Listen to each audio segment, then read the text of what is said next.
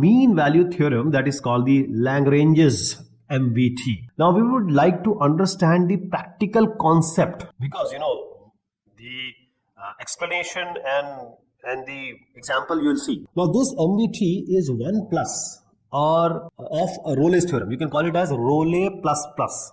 Okay. Now what Rolle's theorem says, practically I told you also. Now you have a girlfriend. Okay. Now what happens here, that you have a relationship. There is a straight line in which you are going. That is your love line. Now after some time she goes to somebody else. She starts loving somebody else. Now when she comes back to you at some point, if at all it happens, then there has to be some point where she might have thought about you coming back. That is, she might not be interested in other relationship. She might be thinking, oh my, that is you yourself is very good. So this point of return, when you draw a line parallel to that point of return, it has to be parallel, or should be parallel to your love line. So it is a love line. So you start with A and then you make a graph or graph your relationship. At one point you were in relationship, at other point also you were in relationship, and these two are equal. That is, FA and FB are equal.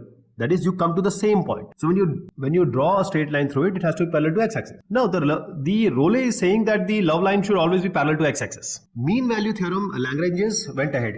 He said the love line should not be parallel to x-axis. It can be at some angle also, because all the relationship are not straight lines. They may have some angle with the x-axis. But in this case also, that when you come to the same line, that is, it may be some angle to x-axis. When you come to the same line at certain point, there will be some point of return, and when we draw tangent parallel to it, it will be parallel to the line which is not a parallel to x-axis. Okay, so it might be possible that there may be multiple thinking of returning back. Your girlfriend might be in different relationship, and every time she might be thinking about you and saying, oh no, I don't want to go back. But certain point she decided that she wants to come back. So that point of return will be here. The only thing is, there in Rolle it was parallel to x-axis because f-c was 0. Here it is not like that. But he gave not as 0 the slope, because it is not parallel to x-axis. It will be at some angle. So he said it will be equal to the slope of the x-axis. Same thing. Okay. So if fx is differentiable function, first thing, in Rolle theorem it was continuous and differentiable. And Lagrange said that when the function is differentiable, it will be continuous automatically. So he doesn't find a need to give continuity specifically. He said the function is differentiable. Continuity means there is no break. Differentiability means there should not be peak or sharp turns. That is the only thing. So he said no differentiable. It has to be differentiable. And the interval, he said, it has to be a closed interval. Means differentiability has to happen at the last point of the ranges also. Corner point. Now this is a line. He said that there is a line, or there are 2 points which are making a line. So when you make a line and which is crossing 2 points in a graph, it is called as a secant. And when that line is just touching and passing, it is called a tangent. So this tangent and this secant are parallel as said by Lagrange. Rolle also said that. Rolle said it has to be parallel to x-axis. But now when you start with some point A, you come back to some point B which may not be at having the same I value. That is, y is equal to fx. That is, he said FA and FB should not be, it is not mandatory that FA and FB are equal. In Rolle's theorem, FA has to be equal to FB, then only f-c was 0. Lagrange said that FA and FB, that is the value of y at A, value of y at B, should not be equal. It may be different. Okay. And at that point, f-c will never be 0. Then what will it be? It will just be 0 was what? Actually, it was a slope. So he said it will not be 0, it will be a slope. What is a slope? f-c. Whenever you differentiate a function, you get a slope. You get m, you get tan theta. So in Rolle, it was said that the line will always be parallel to x-axis when FA and FB are equal. Lagrange thought, what if FA and FB are not equal? That is the value of y at x. At the value of y at x for those 2 points A and B, when they are not equal, then what? Then he said it will not be 0, it will be slope. So when you differentiate a function, it has to be m tan theta slope. So when the line is parallel to x-axis, it is bound to have the slope as 0. But when it is not parallel to x-axis, then there will be some slope. So it will be perpendicular by base. If you take a closer look at this triangle, this is your FB, this is your FA, that is the y value at A and B. Now in order to find out this distance, that is the perpendicular, FB minus FA will do. So this is the y, distance in y-axis.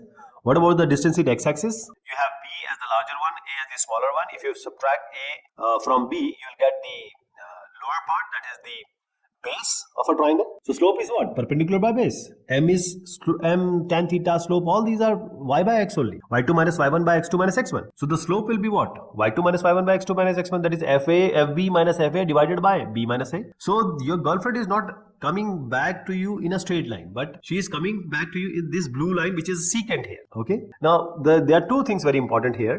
First of all, mean value theorem is only asking or telling about differentiability, because when a function is differentiable, it will always be continuous. And the second thing which is different from the Rollet theorem is it is in closed interval. Rollet was not in closed interval. Now let me understand or make you understand with this function. Okay, this is a function. Now you take a point at A. There is a point at B. Now these are the x values A and B. Now let us find out the slope of this chord. What is M, which is tan theta, which is y2 minus y1 divided by x2 minus x1. And as I told you, when we make a triangle out of it, A, B, and considering this one, so this is the triangle I'm making. The triangle, the slope or tan theta will be perpendicular by base. That is y by x. And y here is y2 minus y1, x is x2 minus x1. What is y2 minus y1? FB minus FA. The FB is simply y at point B, FA is y at point A. So now when we find out a point and make a tangent and it becomes parallel to the slope of the chord, this is called f dash c.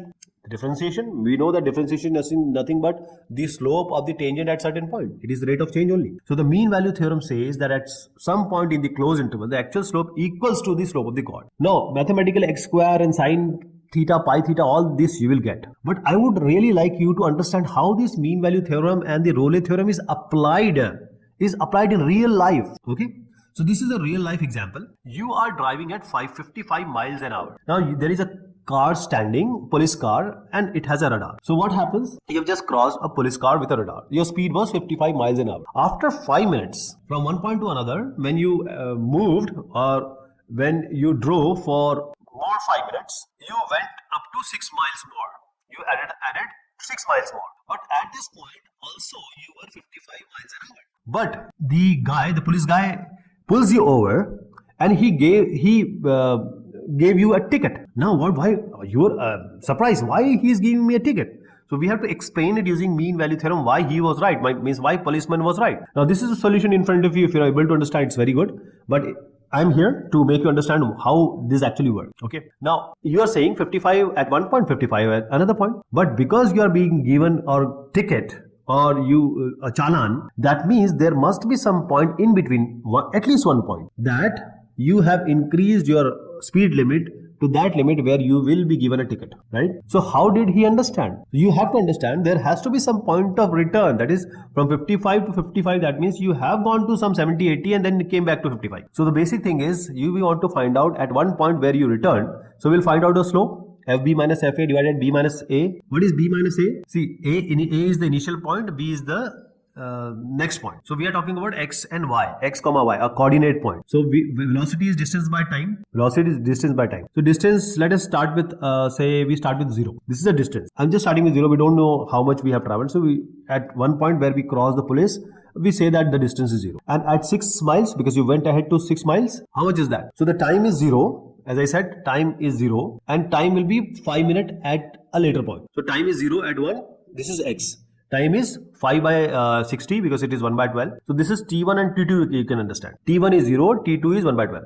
So what is now the distance at 0 and what is the distance at 1 by 12? That is f0 and f1 by 12 you have to find out. Okay. So this is x1 y1, x2 y2. As I said, the slope is, or the rate of change is y2 minus y1 divided by x2 minus x1. So f12 minus f0 divided by 1 by 12 minus 0. And f12 minus f0 is what? Because these are distance only. Because speed is a distance of time and velocity is a function of distance and time. So 1 by 12 minus 0 is your velocity is distance by time. So distance is 6 and time is 1 by 12. The difference.